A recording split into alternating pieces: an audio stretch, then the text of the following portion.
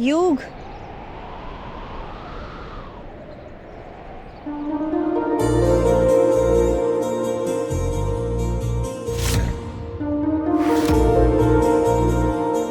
तन्वी, बच्चे हो सच्ची। तुम्हें पिटने का शौक है क्या? जब देखो तब कहीं ना कहीं से मार खा के आ जाते हो। अब उठो, चलो। ओह गॉड, व्हाट द हेल? पीछा कर रही हो तुम मेरा? जस्ट बिकॉज मैं तुम्हारे साथ अच्छा बिहेव कर रहा था। जैसा मैं दिखता हूं ना, वैसा बिल्कुल भी नहीं हूं। तुम्हारे लिए बेटर वही होगा कि तुम मुझसे दूर चली जाओ।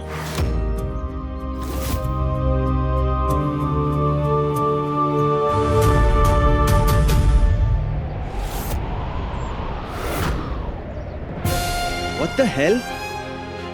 You know what? मुझे जीने दो और जाने दो। ऐसे चुड़ैल बन के मत आओ मेरे सामने। क्या बोलती थी मेरे को? हाँ? जब मैं तुम्हारे पीछे पीछे आता था क्या बोलती थी मुझे? कि चले जाओ, चले जाओ, चले जाओ। अब जब मैं चला गया हूं तब तुम मेरा पीछा कर रही हो। You know what? अब अगर तुम रिक्वेस्ट भी करोगी ना, तब भी तुम्हारे पीछे में नहीं आने वाला मैं। अगर तुम्हें प्यार हो गया है तो आई डोंट रियली केयर। तुमने ना मेरा दिल तोड़ा है तन्वी। तुमने मेरे साथ बहुत गलत किया है, पर अब मैं क्या ही बोलूं। तुम तो वैसे भी शादी करके जा रही हो। I mean, आ रही हो। अब रोज तुम्हारी शक्ल देखनी पड़ेगी मुझे। I hate you, Angry Bird. I hate you.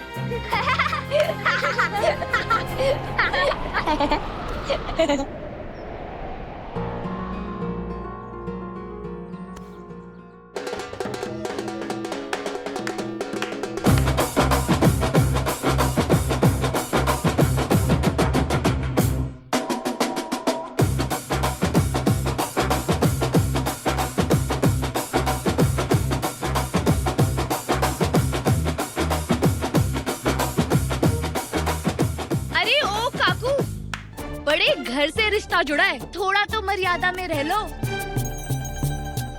आई, तू क्या हर जगह इज्जत का फालूदा करने में तुल जाती है? शांत बैठना। चलिए आइए। हाँ, चल चल चल चल चल चल चल। एंग्री बर्ड, मुझे और हर्ट मत करो। अभी तो बड़ा धमाका होना बाकी है, जब मैं घर फिर से आऊंगा।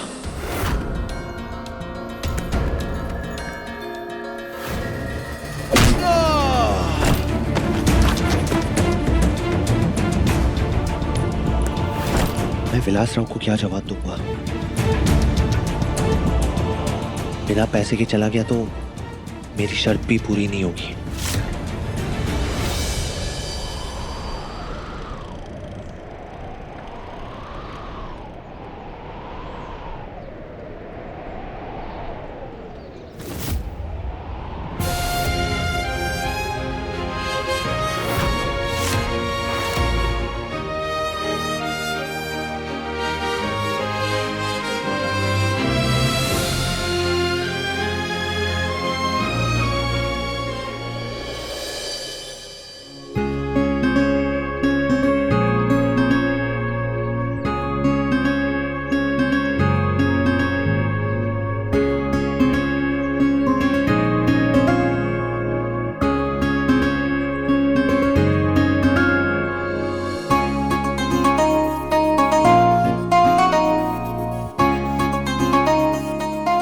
कितनी सुंदर है हमारी होने वाली बहू।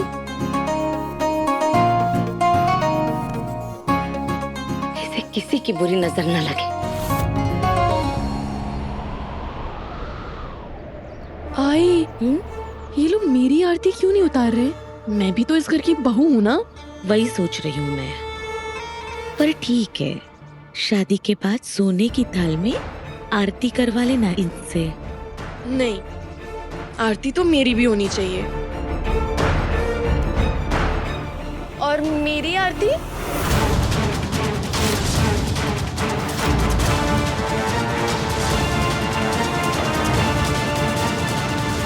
तुम्हारी आरती क्यों होगी? अब घर आई हुई हर कन्या लक्ष्मी का रूप होती है। जरूर होगी तुम्हारी आरती।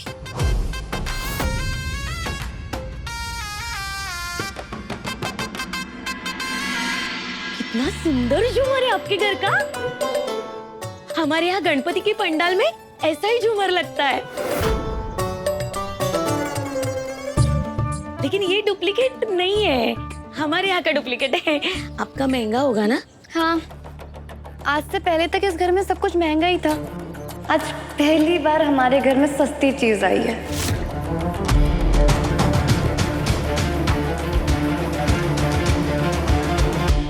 आपको भी महंगी चीजों की आदत पड़ जाएगी।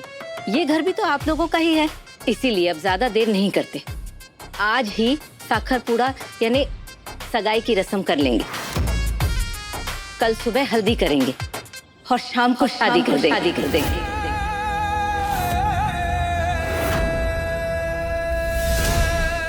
इतने जल्दी?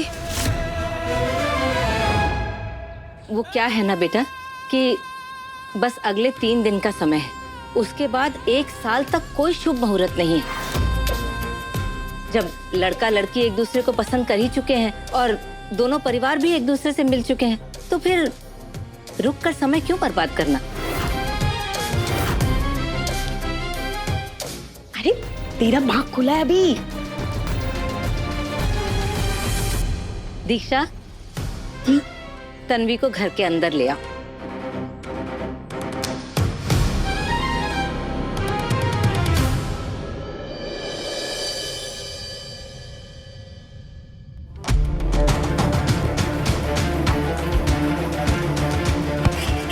माफ कीजिए। संभाल के। तन्वी, तुम ठीक हो? हाँ, मैं ठीक हूँ। यही मौका है तन्वी से अकेले बात करने का। आओ, आके कपड़े साफ कर लो। दीक्षा कुठे आहेस? अब जाइए, आपको बुला रहे हैं ना, मैं ये कर लूंगी। सामने ही कमरा है, वहाँ बाथरूम, तुम वहीं चली जा।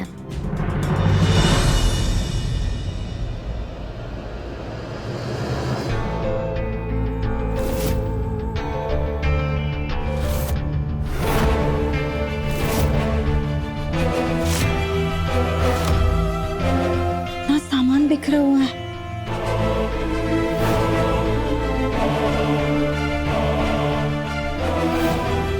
योग भी कमरा ऐसे ही रखता था। बाथरूम कहाँ है?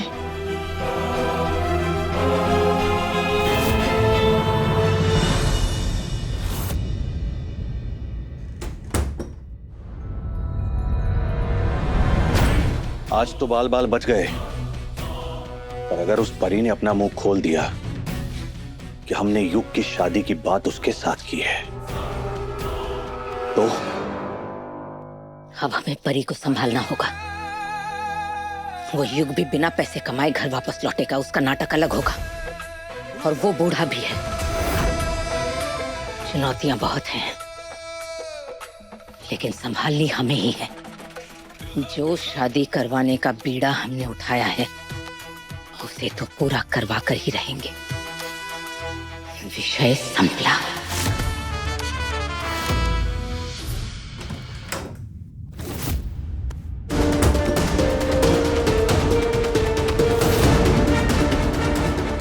तन्वी,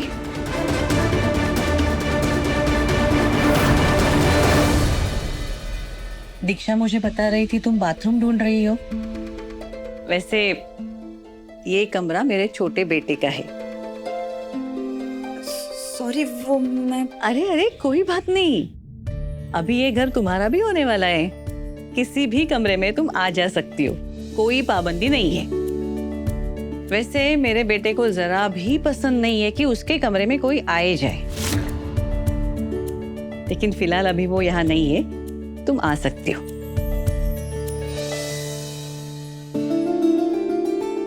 तन्वी, तुम ठीक हो ना? तुम्हारी आंखों में मुझे एक उदासी नजर आती है। देखो, अगर दिल में कोई भी बात हो तो तुम मुझे बता सकती हो। कुछ नहीं, वो बस सब कुछ इतने जल्दी हो रहा है ना, तो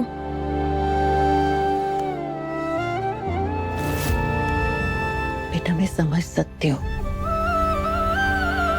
बिना माँ की शादी होने जा रही है। शादी को लेके हर लड़की के मन में बहुत सारे सवाल होते हैं, जानती हूँ मैं। देखो बेटा, अक्का साहिब तुम्हारी सास है, उनके सामने मर्यादा रखना जरूरी है। लेकिन मैं अभी सिर्फ तुम्हारी सास नहीं, माँ भी हूँ, सहेली भी समझ सकती हो, दिल जो चाहे मुझे बता सकती हो। अरे तन्वी बेटा, ये क्या? दुल्हन की आंखों में गहरा काजल अच्छा लगता है, आंसू नहीं। दीक्षा, तन्वी को अपना गेस्ट रूम दिखा दो। जी माई। आओ तन्वी।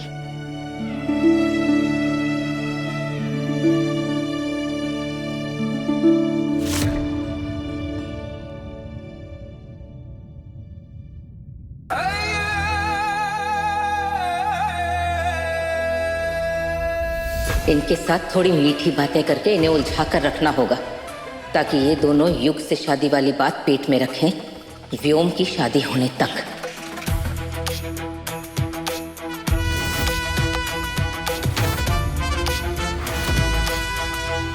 आप लोग सफर से बहुत थक गए होंगे, आज आराम कीजिए, कल चैन से बैठ के बात करते हैं। बात तो हमें भी करनी है आपसे अक्का साहिब, लेकिन चैन से क्यों, अभी करते हैं। सब सच पता चल गया हमें। जो हमारे घर में किराएदार बन के रह रहा था, युग, वही मेरे परी का पति बनने वाला है ना।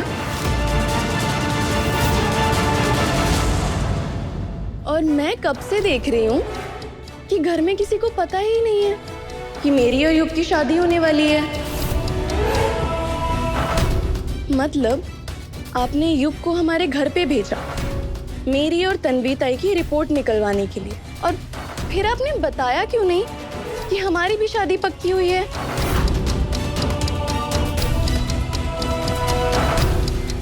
आप लोगों को क्या ये लगता है कि इस महल में रहने वाले किसी भी बच्चे को हम किसी के घर किराए पे रहने के लिए भेजेंगे?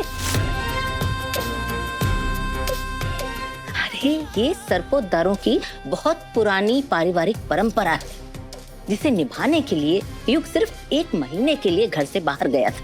हमें तो पता ही नहीं था कि वो आप लोगों के घर किराए पे रह रहा है।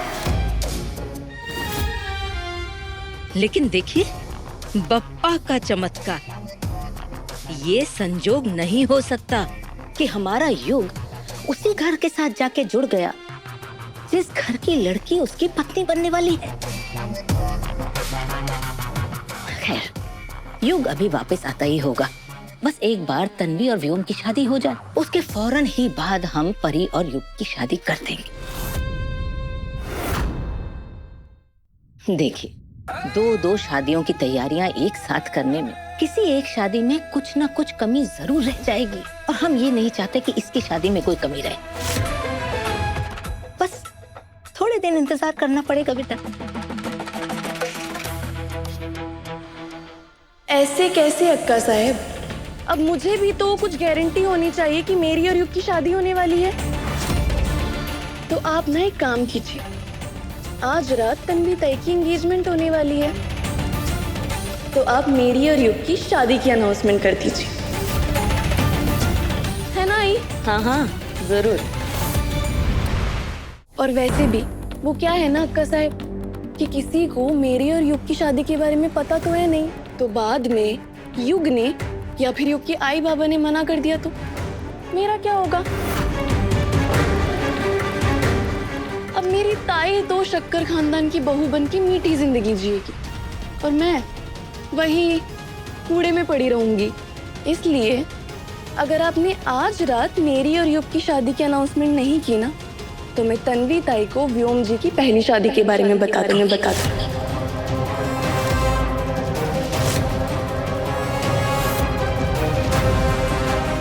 और इसके बाद तन्वी ताई शादी तोड़ देगी, और अगर तन्वी ताई शादी तोड़ देगी फिर आपके व्योम को दूसरी मिलेगी, नहीं मिलेगी, कैसे मिलेगी, किसे पता।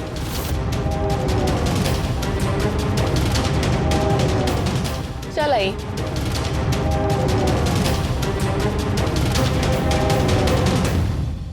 औरत, हर बार ऐसे तलवार निकाल के घोड़े पे सवार होके क्यों निकलती है तू? अगर तेरी वजह से बात बिगड़ जाती तो? ए आई, इतना मत डर। जब हुक्म का इक्का अपने हाथ में हो ना, तो फिर बाजी खेलने में डरना नहीं चाहिए। चल आई। व्योम की शादी की मजबूरी नहीं होती तो हम इस 2 टके की लड़की की जबान इसके गले में लपेट देते, लेकिन इस वक्त हमें परी और उसकी माँ का मुंह बंद रखना ही होगा। व्योम की शादी होने तक उसकी पहली शादी का राज किसी को पता नहीं चलना चाहिए।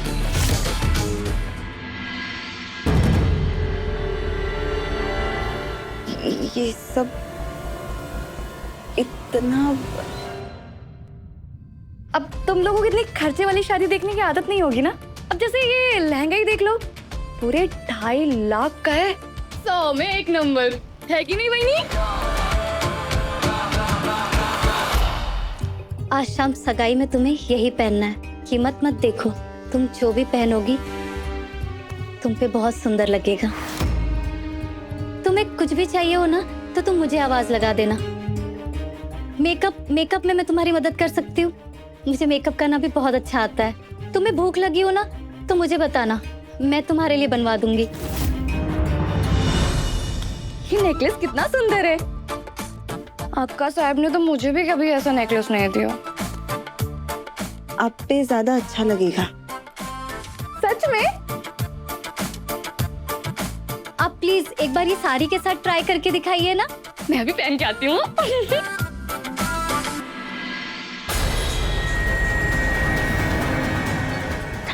तन्वी व्योम दादा जैसे दिखते हैं वैसे है नहीं, वो शराबी है। और सबसे बड़ी बात तो एक शादी उनकी इससे भी पहले हो चुकी है। तन्वी तुमसे ये सच छुपाया जा रहा है। कुछ भी करके ये शादी मत करना प्लीज। हिम्मत कैसे हुई तुम्हारी?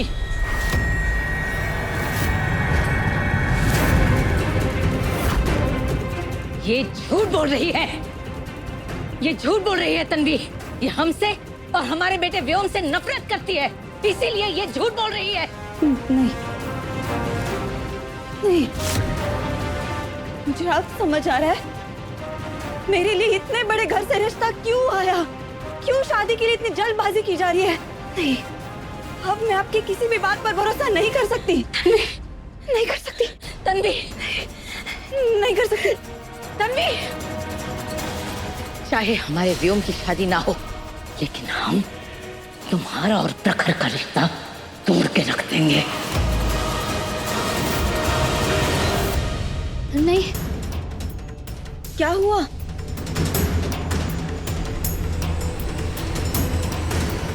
आप कुछ कहना चाहती थी? नहीं कुछ खास नहीं, वो तो मैं बस घर के रीति रिवाज के बारे में समझाना चाहती थी। कोई बात नहीं, मैं तुम्हें बाद में समझा दूंगी। एक काम करो, तुम फ्रेश हो जाओ।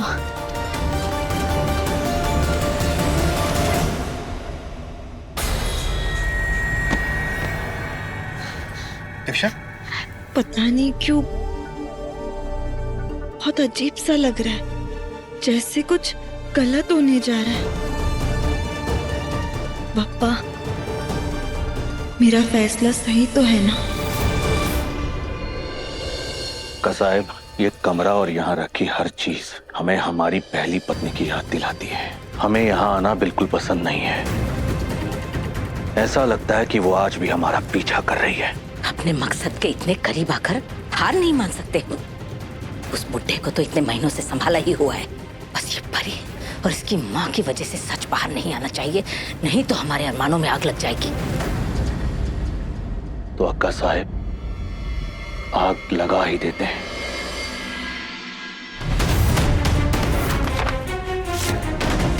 इस कमरे को तो हमें तभी आग लगा देनी चाहिए थी जिस दिन उस मनहूस की मौत हुई।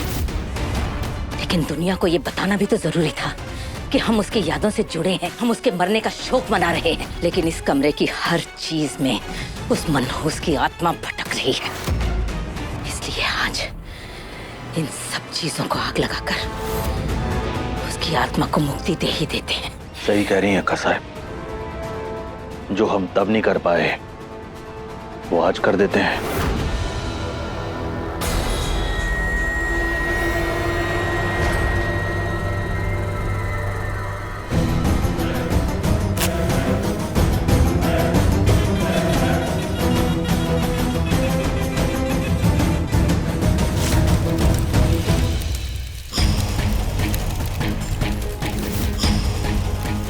उसके इस सामान के साथ साथ उसकी आत्मा भी जल के स्वाहा हो गई।